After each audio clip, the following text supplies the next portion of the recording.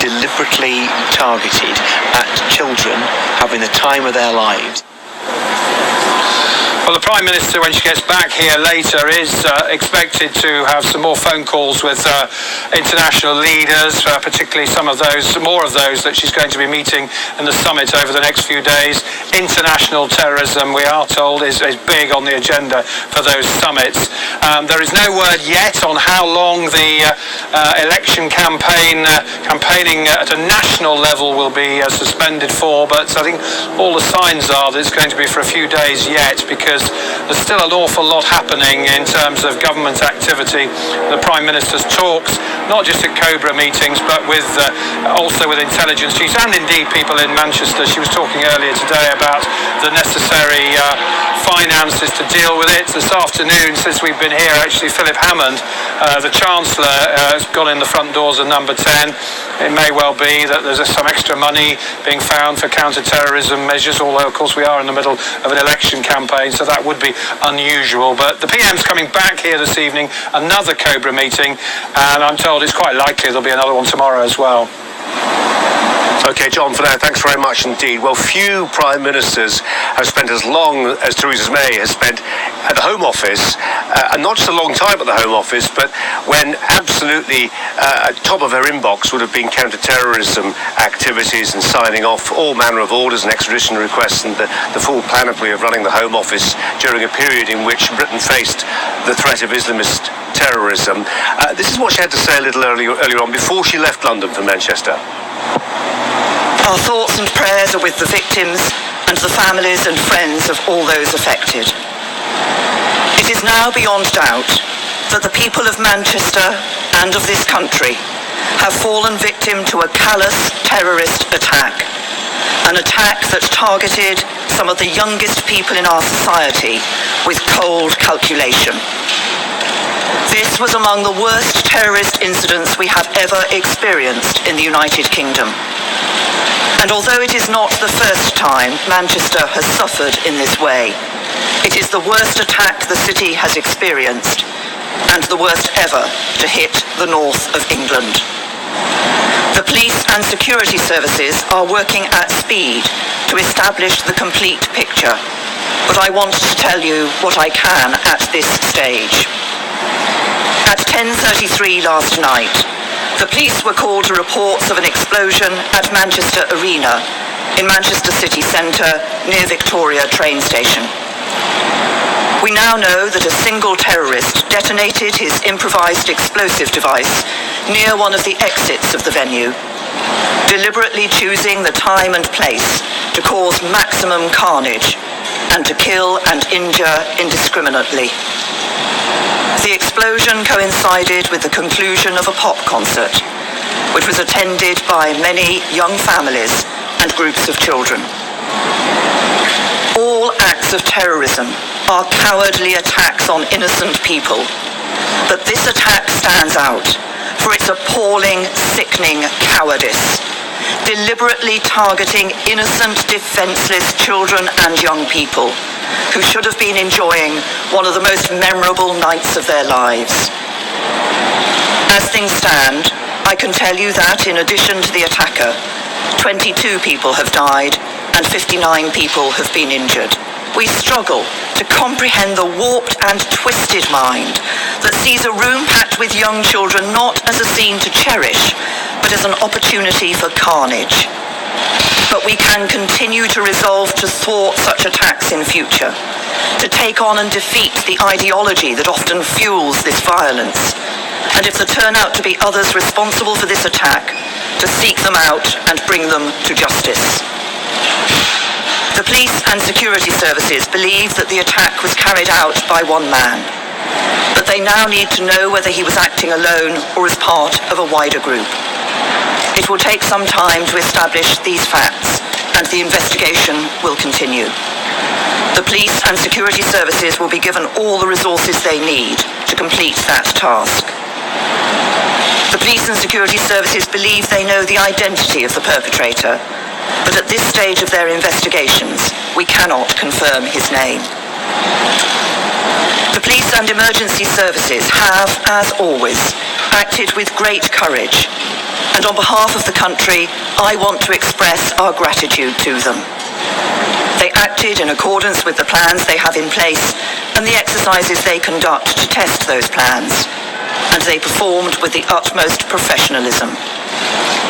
400 police officers were involved in the operation through the night, and many paramedics, doctors and nurses have worked valiantly amid traumatic and terrible scenes to save lives and care for the wounded.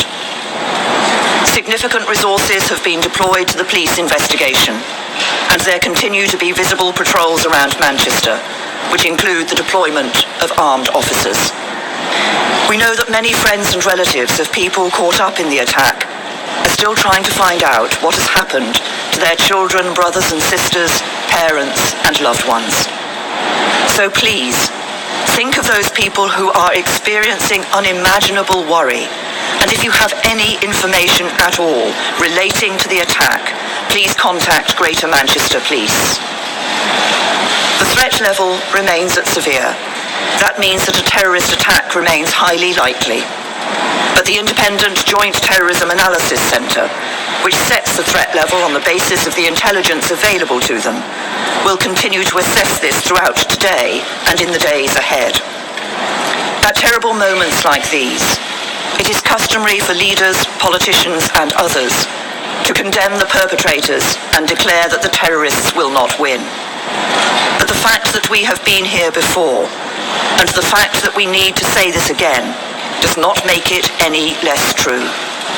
For as so often while we experienced the worst of humanity in Manchester last night, we also saw the best. The cowardice of the attacker met the bravery of the emergency services and the people of Manchester. The attempt to divide us met countless acts of kindness that brought people closer together. And in the days ahead, those must be the things we remember. The images we hold in our minds should not be those of senseless slaughter, but of the ordinary men and women who put concerns about their own safety to one side and rushed to help. For they are the images that embody the spirit of Manchester and the spirit of Britain. A spirit that through years of conflict and terrorism has never been broken and will never be broken. Well, let's take you away from the Manchester terror attack just for a moment to bring you some other news this afternoon. More sad news, I'm afraid.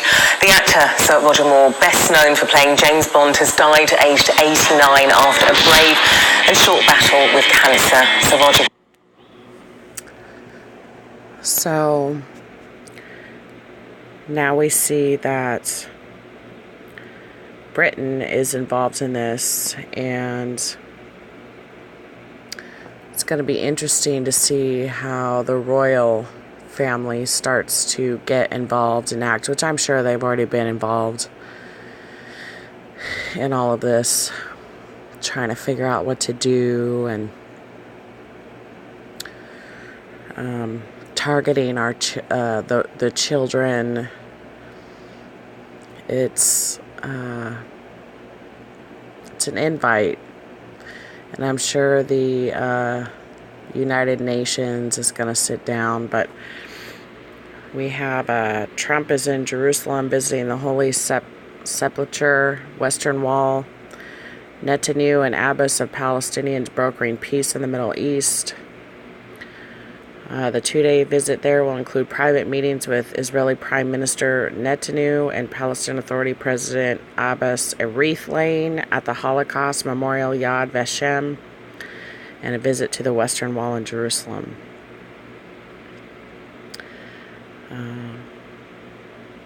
The stop in Israel comes after President's visit to Saudi Arabia, birthplace of Islam, and will be followed by a trip to the Vatican, where Trump will meet with the Pope, the evil Pope. Have you seen his face lately? Have you seen the Pope's face lately? It looks like a zombie is trying to come out of his face, is what I initially thought when I seen his face. It was disgusting. In Israel, Trump is to be the first sitting U.S. president to visit the Western Wall, which has pleased Israeli officials. But in preparations for the planned visit, a junior U.S. official commented to Israelis that the Jewish holy site is not your territory, it's part of the West Bank. A remark that an Israeli official said was received with shock. Sean Spicer sought to clarify the U.S. official's comment, saying it does not reflect American policy and that the Western Wall is obviously one of the holiest sites in the Jewish faith. So we just have some stuff politically going on right now. And I'm just praying for those people for those children and those people that died and the ones that were injured. And I'm just waiting the Lord's return every day. I know it's only going to get worse. And I was thinking, for you guys that are good with the calendar, the Jewish calendar, but when I had that dream, when I heard the Lord say, I give man 40 days to rule, and then Nisan in 40 days, I was thinking it was through Nisan, but maybe the 40 days starts after Nisan, and we're in the middle of the 40 days. But I'm not sure, you guys. I'm not good with that type of stuff. Because everybody was saying, well, Jesus didn't come. Well, that wasn't a rapture date, you guys. That was just things that the Lord's been days and numbers and to look out for, because things in the world are getting crazy right now. And I heard one of my subs commented, oh, that makes sense, 30 days plus the 10 days. And it was actually biblical, but I still don't know what that means. I'm not that great with that kind of stuff, you guys. But, all right, I love you all.